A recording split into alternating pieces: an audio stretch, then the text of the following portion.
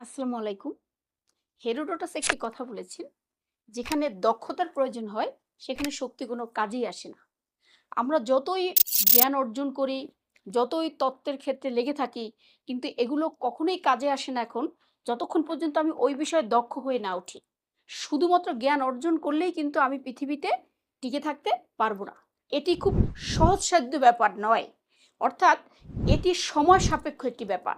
মানুষ চাইলেই সে দক্ষ হয়ে উঠতে পারে না। এর জন্য তাকে কঠোর পরিশ্রম করতে হয়, নিয়মের মধ্যে থাকতে হয়, ডিসিপ্লিন মানতে হয়। কারণ কি?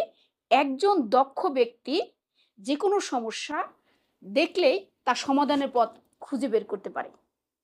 এজন্য কোনো দক্ষ ব্যক্তি যেভাবে একটি সমস্যার সমাধান করতে পারে, একজন অদক্ষ ব্যক্তি ঠিক সেভাবে সমস্যার সমাধান করতে পারে না। তাই আজকে আমরা জেনে নিব মূলত দক্ষতাটা কি এবং সেটি অর্জন করার কৌশলগুলো কি কি। সময়োচিত যে জ্ঞান, অর্থাৎ যখন যে জ্ঞানের প্রয়োজন সেটি যখন অর্জন করতে পারবো, সেটিকেই বলা হয় দক্ষতা। উপযুক্ত সময় উপযুক্ত কাজটি করতে পারার যে গুণ মানুষের, সেটাকেই বলা হয় দক্ষতা। দক্ষতা অর্জনের কৌশলগুলোর মধ্যে প্রথমত যে বিষয়টি আছে, সেটি হলো কৌতূহলী হওয়া। যখন মানুষ কোনো বিষয়ে কৌতূহলী হয়, তখন কিন্তু সেটার পিছনে সে লেগে থাকতে পারে। যদি সে লেগে না থাকে, তাহলে কিন্তু সে সেটিকে অর্জন করতে পারে না। এখন যখন একাধিক বিষয়ে কৌতূহল থাকবে, তখন কিন্তু তাকে আসলে কোন বিষয়টির প্রতি কৌতূহল বেশি, সেটিতে তার ফোকাস করতে হবে। অর্থাৎ যে বিষয়ের প্রতি সে কৌতূহলী থাকবে, সেই বিষয়টিতে সে দক্ষ হয়ে উঠতে পারবে। পরের যে কৌশলটি আমরা অর্জন করতে পারি, সেটি হলো একটি নির্দিষ্ট বিষয়কে নির্ধারণ করা। অনেকগুলো পছন্দের বিষয় থাকতে পারে, কিন্তু একসাথে যদি অনেকগুলো বিষয়ে দক্ষ হয়ে উঠতে চাই, সেটি কিন্তু কখনোই সম্ভব নয়। কারণ কি? পরিপূর্ণভাবে দক্ষতা আর অল্প বা অর্ধেক দক্ষতা এক জিনিস নয়। আপনি যখন পরিপূর্ণভাবে দক্ষ ব্যক্তি হবেন, তখন কিন্তু আপনি বিভিন্ন জায়গায় কাজ পাবেন। আপনি তার বিনিময়ে আপনি স্যালারি পাবেন।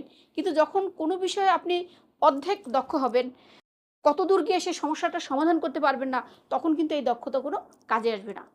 কাজেই আপনি একটি নির্দিষ্ট বিষয়ের প্রতি ফোকাস করতে হবে এবং ওই নির্দিষ্ট বিষয়টির উপরেই দক্ষ হতে হবে। আর যে বিষয়গুলো আপনার পছন্দের বিষয়, সেগুলো নোটবুকে আপনি লিখে রাখতে পারেন।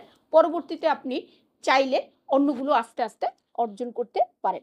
পরের যে বিষয়টি, সেটি হলো নির্দিষ্ট একটি সময় নির্ধারণ করা। আমরা যখনই কোনো কাজ করি, তখন কিন্তু একটি নির্দিষ্ট সময় নির্ধারণ না করলে সেই কাজটিতে বছরের পর বছর সময় লাগতে পারে। কাজেই আপনি যখন একটি ভাষা শিখবেন, বা আপনি যখন সাইকেল চালানো শিখবেন, বা আপনি যখন অন্য কিছু শিখবেন, একটি নির্দিষ্ট টাইম নির্ধারণ করা, যেমন ৩ মাস, ৬ মাস, ৯ মাস বা ১ বছর। মানে এই ধরনের সময় নির্ধারণ করলে যেটি হয়, সেটি দক্ষতা অর্জন দ্রুততার সাথে হয়। অর্থাৎ মানুষ তখন তার প্রতি ডিভোটেড থাকে এবং দ্রুত গতিতে সেটি সে অর্জন করতে পারে। পরের যে বিষয়টি আমাদের অর্জন করতে হবে, সেটি হলো, যদি দক্ষ হয়ে উঠতে হয়, তাহলে উপকরণগুলো সাথে রাখতে হবে। আমি যদি ভাষার ক্ষেত্রে দক্ষ হতে চাই, তাহলে বই সাথে রাখতে হবে অথবা অ্যাপ সাথে রাখতে হবে।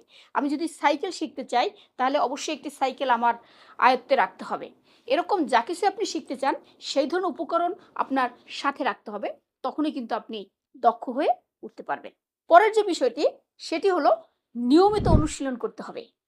দক্ষতা একদিনের বিষয় নয়, আমি আগেই উল্লেখ করেছি। এবং এটি যদি আমরা মাঝখানে অনেক সময় বাদ দিয়ে অনেক সময় পরে আবার কাজটি করি, তাহলে অনেক সময় অনেক কিছু আমরা ভুলে যাই। কাজেই একেবারে নিয়মিত সেটিকে অনুশীলন করতে হবে এবং নিজের আয়ত্তে রাখার চেষ্টা করতে হবে। এর পরের যে বিষয়টি আমরা করতে পারি, ঘড়ি ধরে কাজ করার অভ্যাস করা। কারণ কি? আমরা যখন কোনো একটি নতুন দক্ষতা অর্জন করতে যাই, তখন অল্প কাজ করেই মনে হয় অনেক ঘন্টা কাজ করে ফেলেছি। সুতরাং যখন আমার সাথে ঘড়ি থাকবে, তখন আমি সময়টা দেখতে পারবো যে আসলে কতক্ষণ আমি কাজ করেছি। তাই ঘড়িটা যদি সাথে থাকে, তাহলে একটু বেশি সময় ধরে আমি কাজটি করতে পারবো। অর্থাৎ আমার জন্য যে নির্ধারিত সময় বাজেট আছে এই দক্ষতা অর্জনের জন্য, সেটিকে আমি ফুলফিল করতে পারবো। ফাইনালি যে কাজটি আমরা করতে পারি, কাজের পরিমাণ এবং গতি বাড়িয়ে দেয়া। অর্থাৎ প্রথম যখন আমরা কাজটি করি, সেই কাজটি নিখুঁত হয়েছে কিনা এটি নিয়ে একেবারেই দুশ্চিন্তা না করে আমরা এই কাজটিকে এগিয়ে নিয়ে যাওয়ার চেষ্টা করব। এবং যখন দেখব যে এর মান কম হচ্ছে, এর পরিমাণ কম হচ্ছে, তখন আমরা যে কাজটি করতে পারি, পরিমাণগত দিক থেকে বাড়িয়ে দিয়ে গতির দিকটি বাড়িয়ে দিয়ে আমি দক্ষতার ক্ষেত্রে অনেক বেশি এগিয়ে যেতে পারি। কাজেই যদি আপনি জীবনে সফল হতে চান, সমৃদ্ধ জীবনের অধিকারী হতে চান, তাহলে অবশ্যই আপনাকে কোনো একটা বিষয়ে দক্ষ হয়ে উঠতে হবে। তাই দক্ষতাকে একদমই অবহেলা নয়। Thank you so much.